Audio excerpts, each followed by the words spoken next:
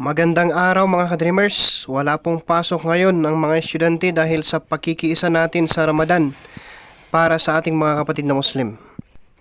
At kasabay niyan mga ka-dreamers ay may good news ako na ibabalita sa inyo pagkat may nanganak na pusa dito sa amin at kinupkop natin sila. Ayan. Tingnan niyo mga ka-dreamers ha. Yan. Ayan mga ka-dreamers, kukupkopin natin ang mga to at aalagaan hanggang sa lumaki sila. Ituturing natin silang bahagi ng ating pamilya. Pero kung ang tanong ninyo sa akin mga ka-dreamers ay anong breed ng pusa yan, ay hindi ko alam, basta ang alam ko puro na pusa to, walang halong aso. Oh, di ba? If you are a true cat lover, lahat ng breed ng pusa mamahalin mo. Wala kang dapat pinipili mapa-negro, mapa-Amerikano, mapa-Arabo. Lahat ng klaseng pusa dapat mamahalin mo if you are a true cat lover. There is no such a thing as hybrid, low breed, branded. Ang pagmamahal sa mga pusa mga dreamers should be unconditional. So my challenge to you mga ka-dreamers is, kung talagang pet lovers po kayo, learn to love the unlovable. Learn to love a face only a mother could love. In fairness mga ka-dreamers, magaganda po ang mga kuting natin. Pero balik tayo sa ating pinag-uusapan mga ka-dreamers tungkol sa pagdodomesticate ng mga hayop. Bakit kaya kung ang breed ay Chihuahua, Shih Tzu, Collie, Shepherd, Labrador, Doberman, Dalmatian, Husky, Greyhound, at iba pang mga breed na mga tulad nito mga ka-dreamers, ay inaalagaan natin at proud tayo na i-display sila sa mga pampublikong lugar. Pero kung askal, iniiwan natin silang homeless at palaboy mga ka-dreamers. Bakit po ganon? O diba mga ka-dreamers, bakit may breed tayo na minamahal at bakit may mga breed na patapon?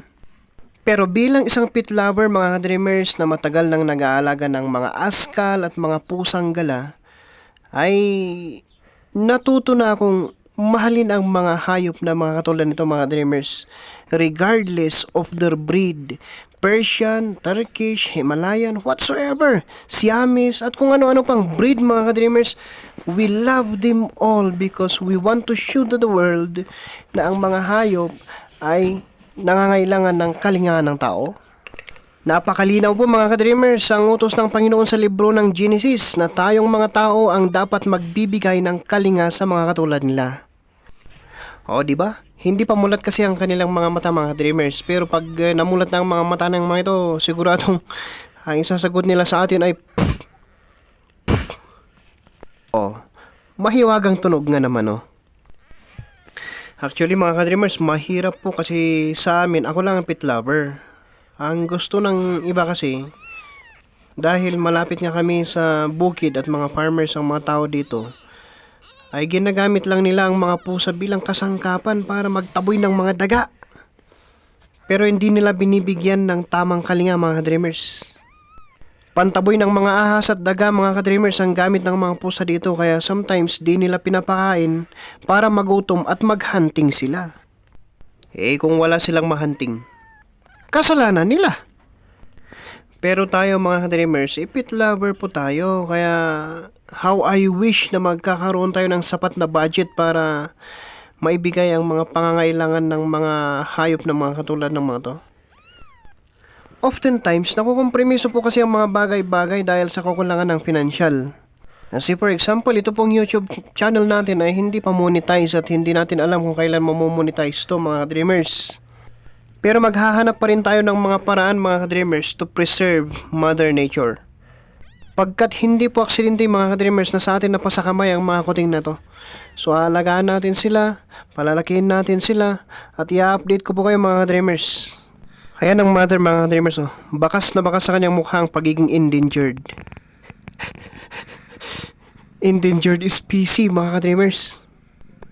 At inuulit ko mga ka-dreamers ang pagiging tunay na pet lover ay unconditional na pagmamahal sa mga hayop, mapagkakatiwalaan, at higit sa lahat ay walang hinihinging kapalit mula sa kanila. Pakainin kita para magbantay ka ng mga ahas, pakainin kita para manghuli ka ng mga daga, ng mga ipis. Huwag pong ganun mga dreamers. Dapat unconditional.